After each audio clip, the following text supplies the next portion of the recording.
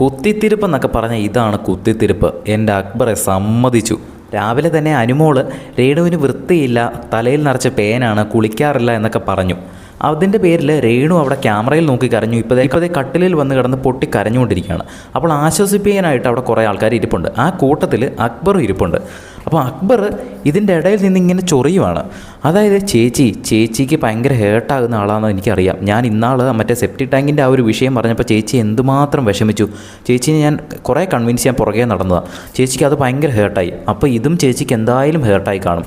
ഞാൻ പറഞ്ഞാൽ മാത്രമല്ലല്ലോ ചേച്ചിക്ക് ഹേർട്ടാകുന്നത്, ഇത് അതിലും വലിയൊരു വിഷയം. ഇതിനൊക്കെയാണ് ചേച്ചി പ്രതികരിക്കേണ്ടത്. ചേച്ചി എൻ്റെ വിഷയത്തിൽ പ്രതികരിച്ചു, ഇതിനൊന്നും മിണ്ടാതെ നിന്ന് കഴിഞ്ഞാൽ ചേച്ചി ഡബിൾ സ്റ്റാൻഡേർഡ് ആണെന്ന് പറയും. ചേച്ചി ഇതിനാണ് ശരിക്കും പ്രതികരിക്കേണ്ടത്. ചേച്ചി ഇത് എന്തായാലും ചോദിക്കണം എന്ന് പറഞ്ഞ് അനുവും രേണുവും തമ്മിൽ ഒരു കുത്തിത്തിരിപ്പ് ഉണ്ടാക്കുന്നതാണ്.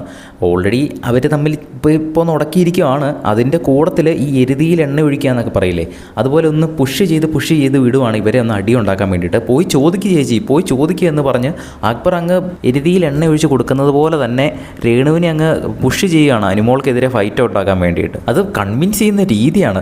ചേച്ചി ഞാൻ പറഞ്ഞതിനേക്കാളും വലിയ വിഷയമാണിത്.